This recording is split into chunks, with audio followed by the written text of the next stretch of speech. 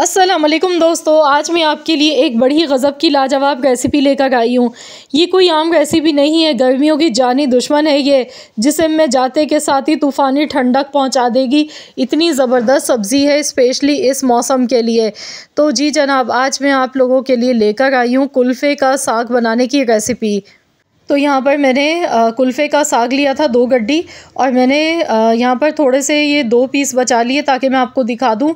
ये देखिए इस तरह का होता है, ये सब्ज़ी वालों से बहुत आसानी से मिल जाता है। तो यहाँ पर हमने सिर्फ़ इसके पत्तों का इस्तेमाल करना है। इस तरीके से पत्ते इसके तोड़कर बस सिर्फ़ आपने लेने हैं। तो यहाँ पर मैंने 2 गड्डी कुल्फ़े का साग लिया है।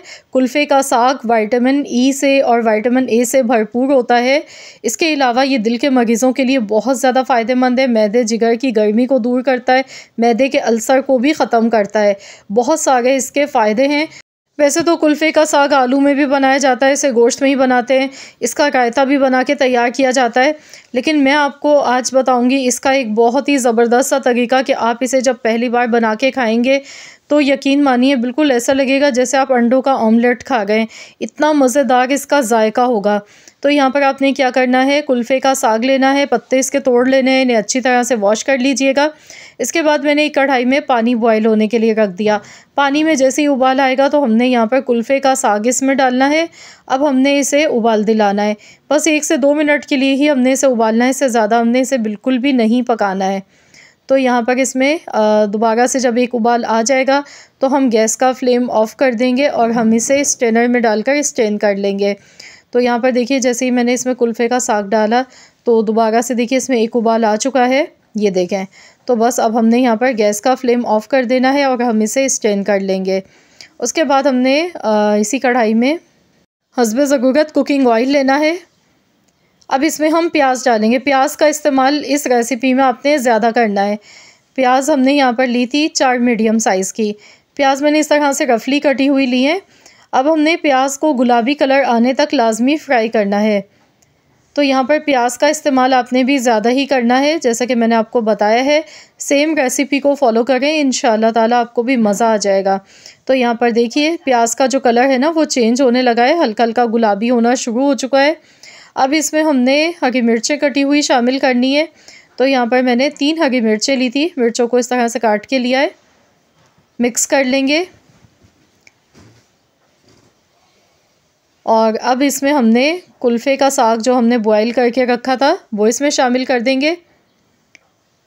तो यहाँ बस कुछ सेकंड्स के लिए ही मैंने इसे मिक्स किया है, क्योंकि प्याज का कलर जो है जैसा हमें चाहिए था बिल्कुल वैसे ही आ चुका है। ये देखें कितना अच्छा सा परफेक्ट कलर है।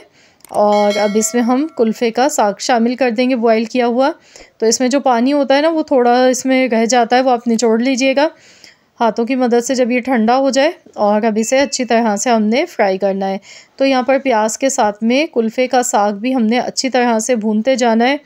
बस हमने इसमें सिर्फ नमक ही डालना है, बाकी इसमें कोई भी मसाले नहीं डालेंगे। ना टमाटर की ज़रूरत है, ना दही की, ना ज़ीरा, ना धनिया, कुछ भी नहीं आपने डालना है। सिर्फ नमक हम इसमें डालेंगे। नमक हरी मिर्च के साथ इसे बना के तैयार किया जाता है। तो यहाँ पर देखिए अभी मैं इसे मिक्स कर गई हूँ ना, तो कुल्फ़े के साग में जो थोड़ा बहुत पानी था ना, ये देखिए निकलना शुरू हो चुका है जब ये अच्छी तरह से मिक्स हो गया। अब इसमें हम नमक डाल देंगे हस्बे ज़रूरत। बाकी जब मैंने बॉयल किया था उस टाइम मैंने बिल्कुल भी नमक नहीं डाला था पानी में, मैंने ऐसे ही इसे बॉयल किया था बग़ैर नमक के। तो यहाँ पर अब इसमें नमक हस्बे ज़रूरत इसमें ऐड किया है, मिक्स करेंगे। अब हमने इसकी भुनाई अच्छी तरह से करनी है, क्योंकि हम इसे फ्राई करके बनाएंगे। इसमें कोई मिर्च मसाले नहीं गए, इसे हम ऐसे ही बनाएंगे। और अभी मैं आपको दिखाऊंगी, ये देखें कितना सारा देखिए इसमें पानी नज़र आने लगा है साइडों में। तो बस ये जो पानी थोड़ा सा नज़र आ रहा है ना, ये पानी इसका पहले हमने अच्छी तरह से खुश्क कर लेना है। जब तक ये पानी अच्छी तरह से खुश्क नहीं हो जाता है तो हमने इसी तरह चम्मच चलाते हुए इसे मिक्स करते रहना है। 5 से 6 मिनट मुश्किल से लगेंगे। तो इस सब्ज़ी को बनाने में जो असल मेहनत होती है ना, वो कुल्फ़े के साग के जो हम पत्ते तोड़ते हैं बस वही मेहनत है। बाकी इसको पकाने में बिल्कुल भी मेहनत नहीं लगती है, 10 मिनट ही लगते हैं और ये मिनटों में बन के सब्ज़ी तैयार हो जाती है। तो यहाँ पर देखिए इसमें जो पानी था वो सागा इसका खुश्क हो चुका है। और देखिए कितनी ज़बरदस्त लग रही है सब्ज़ी। देखें ऑयल बिल्कुल इसमें अलग से सेपरेट हो चुका है। तो बस इसी तरह से आपने इसे बनाना है। आप इसे गर्मा गर्म चपाती के साथ खाएँ, बहुत ही मज़ेदार ये सब्ज़ी बन के तैयार होती है। और दूसरा, हमारे सेहत के लिए बहुत ज़्यादा ये फ़ायदेमंद है। इस मौसम में अगर आप भी ये सब्ज़ी बनाकर खाएँगे तो आपके मैदे जिगर में जो गर्मी है वो भी ख़त्म होगी इसको खाने से। और इसके बहुत सारे बेनिफिट्स हैं क्योंकि इसमें विटामिन्स बहुत सारे पाए जाते हैं। ये दिल के मरीज़ों के लिए भी बहुत ज़्यादा फ़ायदेमंद है। तो मुझे पूरी उम्मीद है कि इंशाअल्लाह ताला मेरी आज की ये रेसिपी आप सबको पसंद आई होगी, वीडियो अच्छी लगी है तो प्लीज़ इस वीडियो को लाइक कीजिएगा, शेयर कीजिएगा। मिलते हैं इंशाअल्लाह ताला एक और वीडियो के साथ।